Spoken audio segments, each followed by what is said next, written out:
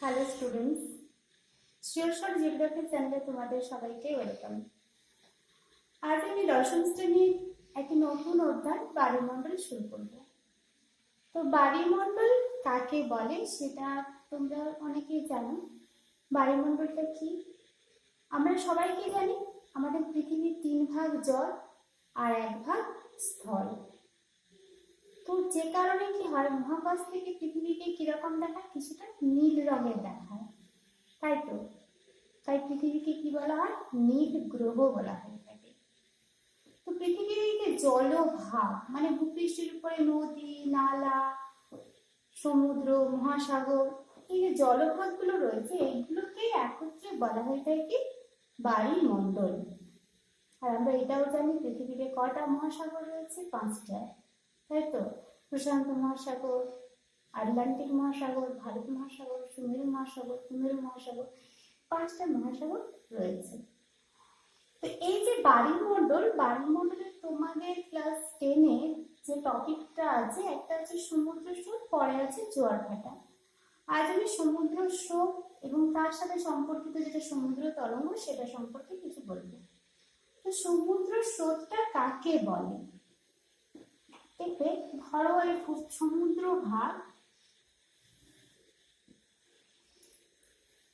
এই যে সমুদ্র ভাগে সমুদ্রের জলপৃষ্ঠের ঠিক উপরি ভাগে জলটা কি হয়?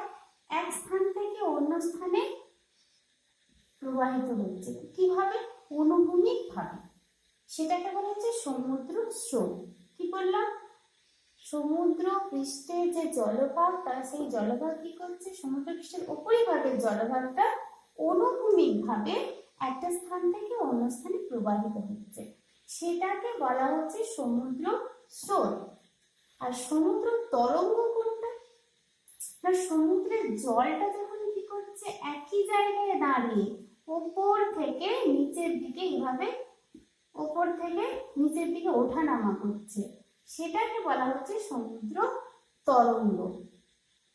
তো আমি আগে সমুদ্র স্রোতটা সম্পর্কে বুঝে নিই। তো সমুদ্র স্রোতের কি কি বৈশিষ্ট্য থাকতে পারে? এর প্রকৃতি কি? সমুদ্র স্রোত এটা কোথা থেকে উৎপন্ন হয়? নিরক্ষীয় অঞ্চলে কি উষ্ণতা বেশি, তাই ওখানে উষ্ণ স্রোতের সৃষ্টি হয়। আবার মেরু অঞ্চলে কি হয়? তাপমাত্রাটা কম, তাই সেখানে শীতল স্রোতের সৃষ্টি হয়। অর্থাৎ সমুদ্র স্রোতের প্রকৃতিটা হচ্ছে নিরক্ষীয় অঞ্চল থেকে কি হয়? উষ্ণ স্রোত মেরু অঞ্চল থেকে প্রবাহিত হয়। আবার মেরু অঞ্চলের যে শীতল জল সেটা কি হয়? উষ্ণ অঞ্চলের দিকে প্রবাহিত হচ্ছে। এটা এক প্রকৃতি তার। এটা উৎপত্তির কারণটা কি? কেন সমুদ্র স্রোতের সৃষ্টি হচ্ছে? পৃথিবীতে যে আবর্তন গতি রয়েছে, নিয়ত বায়ু প্রবাহ রয়েছে, সমুদ্র জলে উষ্ণতার তারতম্য, লবণতার তারতম্য, নানান কারণে সমুদ্র পৃষ্ঠে কি হয়? সমুদ্র স্রোতের সৃষ্টি হয়ে থাকে। এর যে প্রবাহ পথ, কোন দিকে প্রবাহিত হবে, সেটা কার উপর নির্ভরশীল? সেটা নিয়ত বায়ু প্রবাহ। আমরা আগে বায়ুমণ্ডল চ্যাপ্টারে জেনেছি নিয়ত বায়ু প্রবাহ মানে কি? আয়ন বায়ু, পশ্চিমা বায়ু, মেরু বায়ু, এগুলো পড়েছি। ওই বায়ুগুলো যে অঞ্চলে যেদিক দিয়ে প্রবাহিত হবে, সমুদ্র স্রোতটাও সেই দিকে প্রবাহিত হবে। সমুদ্র স্রোতের গতিবেগটা কেমন হয়? সমুদ্র স্রোতের কিন্তু গতিবেগ অনেকটাই কম, খুব কম। এটা সাধারণত ঘন্টায় 5 থেকে 10 কিলোমিটার বেগে প্রবাহিত হয়। তো সমুদ্র স্রোতটা গভীর যে সমুদ্র, গভীর সমুদ্রের উপরিভাগ আছে সেটা অগভীর অংশ, আর নিচের অংশটাকে বলা হয় কি? গভীর সমুদ্র। তো উপরি অংশে সেকেন্ডে প্রায় 1.5 থেকে 2.5 মিটার পর্যন্ত প্রবাহিত হয়ে থাকে। আর যেটা একেবারে গভীর সমুদ্র সেখানে আরো কম, 1 থেকে 1.5 মিটার প্রতি সেকেন্ডে প্রবাহিত হয়। সমুদ্র স্রোতের নামকরণ কিভাবে হয়? বায়ু প্রবাহের যেমন নামকরণ হয়, সমুদ্র স্রোতেরও নামকরণ হয়। সমুদ্র স্রোত যে দিকে প্রবাহিত হবে, ধরো সমুদ্র স্রোত কোন দিকে প্রবাহিত হচ্ছে? পূর্ব দিকে, তাহলে এটা পূর্ব যেদিকে প্রবাহিত হবে সেই দিকে অনুযায়ী এর নামকরণ হবে। যেমন আমার আটলান্টিক মহাসাগরে কি আছে? নিরক্ষীয় অঞ্চলে আয়ন বায়ুর প্রভাবে কি হচ্ছে? এইভাবে কোন দিকে প্রবাহিত হচ্ছে? পশ্চিম দিকে। তো সেই অনুযায়ী তার নামকরণ হবে। আর বায়ুটা কি হয়? বায়ুতে যে দিক থেকে প্রবাহিত হয়, আর এটা যে দিকে প্রবাহিত, এটা মনে রাখতে হবে। সমুদ্র স্রোতটা যে দিকে প্রবাহিত হবে সেই অনুযায়ী নামকরণ করা হয়, আর বায়ু প্রবাহটা কি হয়? যে দিক থেকে প্রবাহিত হয় সেই অনুসারে নামকরণ করা হয়ে থাকে। তো সমুদ্র স্রোতে অনেক সময় গোলযোগের সৃষ্টি হয়। কখন গোলযোগ সৃষ্টি হবে? যখন উষ্ণ সমুদ্র স্রোত আর শীতল সমুদ্র স্রোত দুটো এসে মিলিত হয় যে অঞ্চলে, সেখানে কি হয়, ঘূর্ণঝড়, ঘূর্ণবাত, কুয়াশা এগুলোর সৃষ্টি হয়ে থাকে। আবার জায়রের সৃষ্টি হয়। জায়র মানে কি? সাধারণত ক্রান্তীয় অঞ্চলে কি হয়, সমুদ্রের যে উষ্ণ স্রোত আর শীতল স্রোত রয়েছে, ওই স্রোতগুলো কি হয়, মিলিত হয়ে চক্রাকারে এভাবে আবর্তিত হতে থাকে। এভাবে শৈবাল সাগরের সৃষ্টি হয়েছে। আটলান্টিক মহাসাগর, প্রশান্ত মহাসাগর, ভারত মহাসাগর, সব জায়গাতে এইভাবে আটলান্টিক মহাসাগরের শৈবাল সাগরের সৃষ্টি হয়েছে। এইগুলো একটা জায়র, অর্থাৎ কি হচ্ছে, উষ্ণ স্রোত শীতল স্রোত মিলিত হয়ে একটা ঘূর্ণাবর্তের সৃষ্টি করছে, চক্রাকারে আবর্তিত হচ্ছে, এটাকে বলা হচ্ছে জায়র। তো সমুদ্র স্রোতের সাথে এগুলো সম্পর্কিত। আমাদের পরীক্ষাতে বেশি আসে যেটা, সমুদ্র স্রোতের সাথে সমুদ্র তরঙ্গের পার্থক্যটা কি।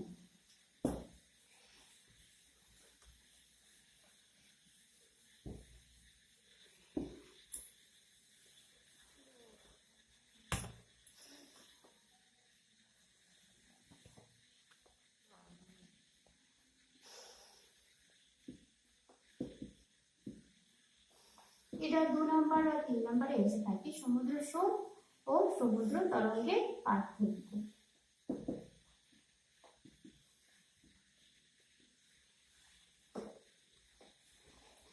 তো তোমরা পার্থক্য লিখতে গেলে অবশ্যই 3টে ভাগে করলে ভালো হয়। এখানে সাবজেক্টটা লিখবে, বিষয়, কোন বিষয়ের উপর পার্থক্যটা পড়েছে।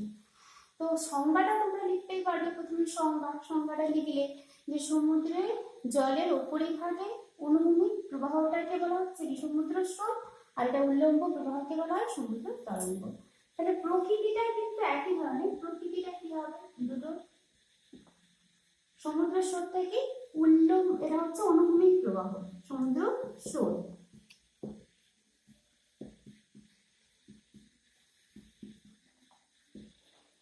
তাই তো সমুদ্র স্রোতটা অনুভূমিকভাবে প্রবাহিত হচ্ছে। তরঙ্গটা কিভাবে প্রবাহিত হচ্ছে, উপর থেকে নিচ, অর্থাৎ উল্লম্ব প্রবাহ।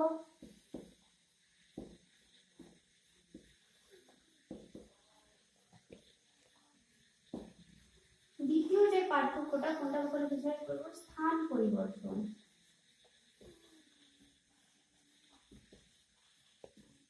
দেখো সমুদ্র স্রোতটা কি হচ্ছে, এই জায়গা থেকে এভাবে কি হচ্ছে, প্রবাহিত হচ্ছে। তার মানে কি, এখানে কি হচ্ছে, স্থান পরিবর্তন হচ্ছে, একটা জায়গা থেকে অপর জায়গায় যাচ্ছে। আর সমুদ্র তরঙ্গটা কি হচ্ছে, একটা জায়গায় উপর থেকে নিচ করছে, তার ফলে এখানে কিন্তু স্থান পরিবর্তন হচ্ছে না। তাহলে স্থান পরিবর্তন, এখানে কি সমুদ্র তলে স্থান পরিবর্তন হবে, আর এখানে কিন্তু সমুদ্র তরঙ্গে স্থান পরিবর্তন হবে না। তারপরে কি না, উপকূলের সাথে অবস্থান।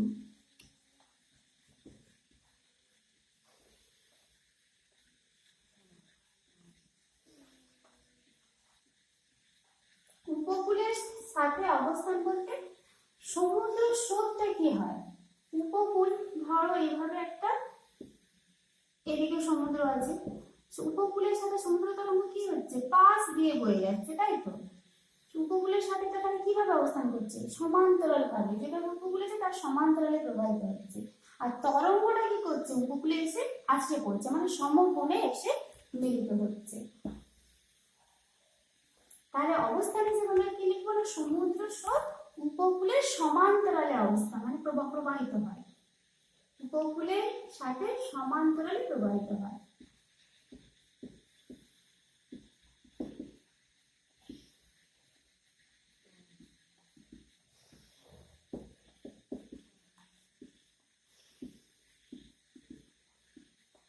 আর সমুদ্র তরঙ্গ কি করছে, উপকূলের সাথে সমকোণে এসে মিলিত হয়।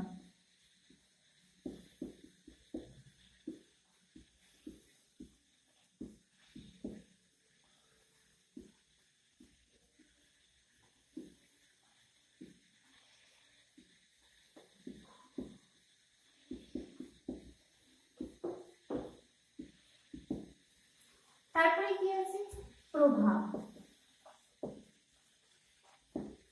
দেখো সমুদ্র স্রোতটা যখন উপকূলের পাশ দিয়ে যাবে, যদি উষ্ণ স্রোত প্রবাহিত হয় তাহলে সেই উপকূল অঞ্চলে কি হবে, উষ্ণতা বেড়ে যাবে। যদি শীতল সমুদ্র স্রোত প্রবাহিত হয় তাহলে সেখানকার তাপমাত্রা কি হবে, কমে যাবে।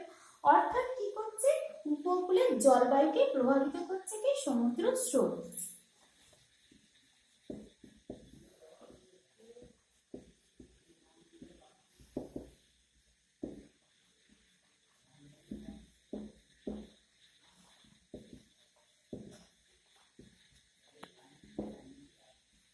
সেই জায়গায় সমুদ্র তরঙ্গ তো একটা জায়গায় ওঠানামা করছে, তো উষ্ণ বা শীতল এরকম কিছু নেই। অর্থাৎ সমুদ্র তরঙ্গ কিন্তু উপকূলের জলবায়ুকে প্রভাবিত করে না।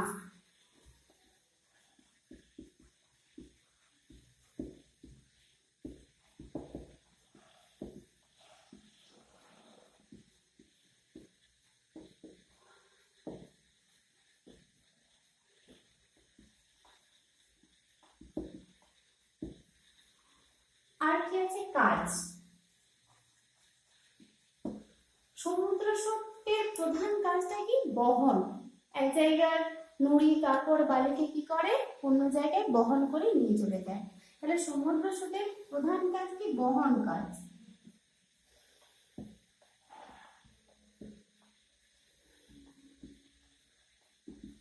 আর সমুদ্র তরঙ্গ যে, তার প্রধান কাজ কি, ক্ষয় আর সঞ্চয়। কি করবে, উপকূলে এসে আছড়ে পড়ছে, সেখানে ক্ষয় করছে, আবার যখন চলে যাচ্ছে নুড়ি কাঁকড় বালিগুলোকে সঞ্চয় করছে। তাই সমুদ্র তরঙ্গের প্রধান কাজ ক্ষয় এবং সঞ্চয়।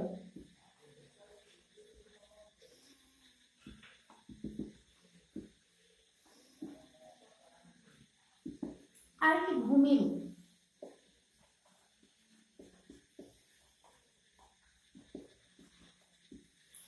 সমুদ্রের স্রোতের ফলে কিন্তু কোনো রকমের ভূমিরূপের সৃষ্টি হয় না, কোথায়, উপকূলে। কিন্তু সমুদ্র তরঙ্গের ক্ষয় আর সঞ্চয় কার্যের ফলে নানা রকমের ভূমিরূপের সৃষ্টি হয়। তাহলে উপকূলে কোনো ভূমিরূপ সৃষ্টি হয় না।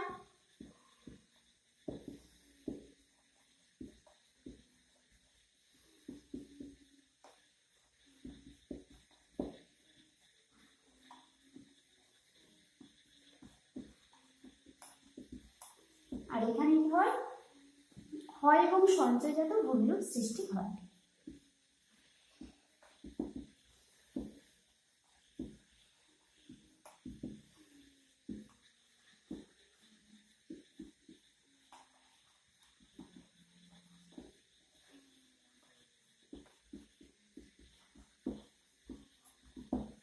তো এটা হলো সমুদ্র স্রোত আর সমুদ্র তরঙ্গের মধ্যে পার্থক্য।